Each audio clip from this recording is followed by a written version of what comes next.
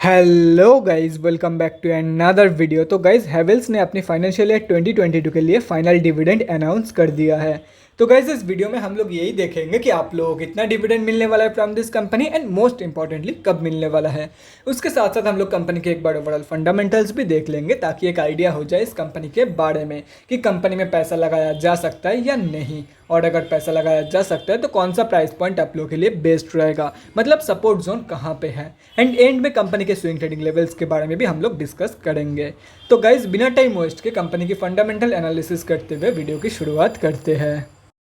I guess company करती क्या है, कंपनी की बिजनेस क्या है, इसके बारे में सबको पता है क्योंकि एक बहुत ही कॉमन ब्रांड है इंडिया में। तो कंपनी के बिजनेस के रिगार्डिंग हम लोग यहाँ पे कोई भी डिस्कशन नहीं करेंगे। हम लोग यहाँ पे सिर्फ और सिर्फ कंपनी की इंपॉर्टेंट फिगर्स चेक करेंगे। तो 70,329 करोड़ की है कंपनी की मार्केट कैप, 58.8 की पी है जो कि बहुत ही ज़्यादा हाई है, 27.2% है कंपनी की ROC एंड 21.4% है कंपनी की return on equity. Last 6 months की रिटर्न नेगेटिव में जा चुकी है एंड लास्ट 3 साल की सेल्स ग्रोथ 11.4% के आसपास निकल के आ रही है। बुक वैल्यू से काफ़ी हाई में ट्रेड कर रही है, डिविडेंड यील्ड 0.67% है एंड फेस वैल्यू ₹1 की है।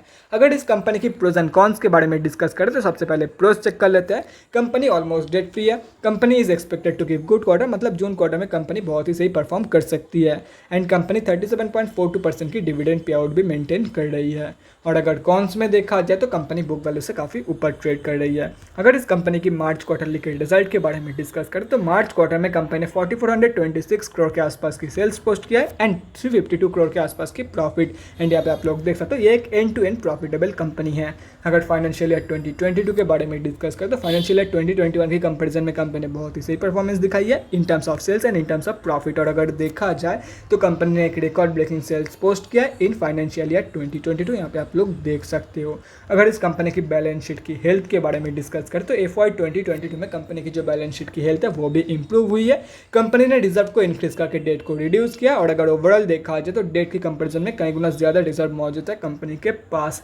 अगर कंपनी की कैश फ्लोज के बारे में डिस्कस करें तो कैश फ्लोज भी इंप्रूव हुई है इन FY 2022। फाइनेंशियल ईयर 2021 में कंपनी के पास सिर्फ और सिर्फ पॉजिटिव 87 करोड़ की कैश फ्लोज मौजूद थी, अभी वो इंक्रीज होकर पॉजिटिव 422 करोड़ की हो चुकी है।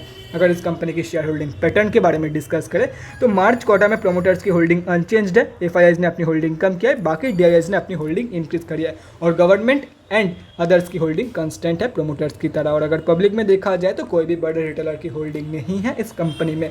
इस कंपनी में हम जैसे छोटे मोटे रिटेलर की जो होल्डिंग है वो 7.83% है। अभी कंक्लूजन पे आ रहा है कि कंपनी एक्चुअली कैसी है for short term trade and long term investment purpose. तो देखो गाइस, मैं आप लोग को यही बोलूँगा, शॉर्ट टर्म के लिए मत जाओ एंड लॉन्ग टर्म के लिए भी मैं उन लोगों को ही रिकमेंड करूंगा जिन लोगों के घर में हैवेल्स की जो इलेक्ट्रॉनिक आइटम है वो मौजूद है। जो लोग खुद हैवेल्स के इलेक्ट्रॉनिक आइटम्स यूज़ करते हैं उन लोगों को मैं बोलूँगा इस कंपनी में पैसा लगाओ। बाकी अगर यूज़ नहीं भी करते हो तो भी पैसा लगा सकते हो, लेकिन जिस कंपनी के आइटम आप लोग रेगुलर बेसिस पे यूज़ करते हो उस कंपनी में पैसा लगाने से अच्छी बात क्या हो सकती है। तो इसलिए बोल रहा हूँ, अगर इस कंपनी की प्रोडक्ट्स आप लोग डेली बेसिस पे यूज़ करते हो तो फिर यूज़ करते हो तो आप लोग इस कंपनी में डेफिनेटली पैसा लगा सकते हो। बहुत ही बढ़िया कंपनी है, फंडामेंटली एकदम स्टेबल कंपनी है एंड कंपनी की जो ग्रोथ है वो भी बहुत ही बढ़िया है।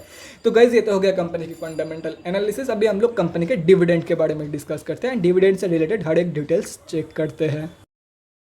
तो गाइज, यहाँ पे आप लोग देख सकते हो आप लोगों को पर शेयर ₹4.5 का डिविडेंड मिलने वाला है और एक्स डिविडेंड डेट है 14 जून। मतलब अगर आप लोगों को डिविडेंड चाहिए तो स्टॉक बाई करने का लास्ट डेट है 13 तारीख, मतलब मंडे।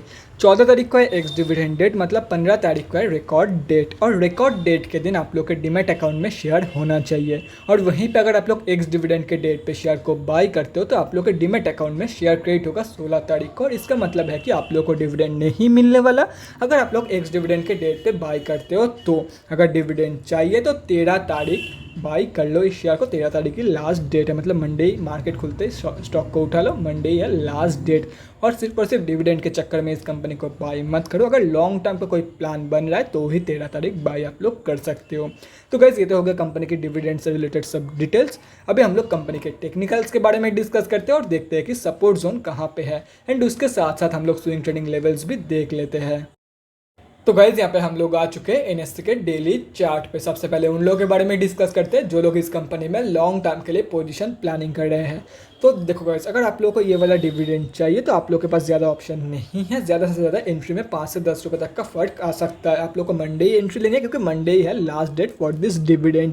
बाकी अगर आप लोग कुछ दिन और वेट करने के बाद एंट्री लेना चाहते हो तो कंपनी की एक स्ट्रॉन्ग सपोर्ट बेस है, ऑलमोस्ट 1060 से 1050 रुपीज़ के बीच में। यहाँ पे आप लोग देख सकते हो, एक स्ट्रॉन्ग सपोर्ट बेस है इस कंपनी के लिए। तो आप लोग इस प्राइस पॉइंट के अराउंड एंट्री प्लान कर सकते हो। और अगर और कुछ दिन वेट करने के बाद आप लोग एंट्री लेना चाहते हो एंड आप लोग अगर वेट करना चाहते हो 965 रुपीज़ तक की फॉल के लिए, क्योंकि देखो कंपनी अभी ओवरऑल एक डाउन ट्रेड में है, तो हो सकता है कंपनी 1060 की ये जो सपोर्ट है ऐसे स्लिप कर जाए एंड 965 रुपये तक की लेवल शो कर दे। और अगर उसके लिए वेट करना चाहते हो तो मैं आप लोग को यही बोलूँगा, इसका एक डाउन साइड भी है। अगर बाई चांस कंपनी ऐसे रिवर्सल शो कर देती है जैसे कि पहले शो किया था, तो आप लोग को बहुत ही महंगे भाव पे इसको खरीदना पड़ सकता है। तो इसलिए बोल रहा हूँ, अगर आप लोग वेट भी कर रहे हो तो सोच समझ के ही करना। मैं आप लोग को यही बोलूँगा 1050 is not a bad entry for this company. आप लोग 1050 रुपये के आसपास भी एंट्री प्लान कर सकते हो। बाकी अगर वेट करना चाहते हो वो एंटायरली आप लोगों के ऊपर है। तो गाइज ये तो हो गया जो लोग लॉन्ग टर्म के लिए पोजीशन प्लानिंग कर रहे हैं उन लोग क्या करना है। अभी डिस्कस करते हैं कि स्विंग ट्रेड कैसे प्लान करना है इस कंपनी में। तो बहुत ही ज़्यादा सिंपल है, wait for the reversal from this support. अगर कंपनी ऐसे रिवर्सल शो करे तो रिवर्सल कंफर्मेशन के बाद आप लोग बाइंग प्लान कर सकते हो for the target of 1222 and second target होगा 1338 की। और वहीं पे अगर कंपनी यहाँ तक के मतलब यहाँ से स्लिप करके 965 तक की फॉल शो कर देती है, तो जब कंपनी 965 रुपये की लेवल से रिवर्सल शो करेगी तब रिवर्सल कंफर्मेशन के बाद आप लोग बाइंग प्लान कर सकते हो for the first target of 1060 and second target होगा 1222 का। Simple as that. कंपनी से रिलेटेड सभी के सभी इंपॉर्टेंट लेवल्स आप लोगों के सामने हैं।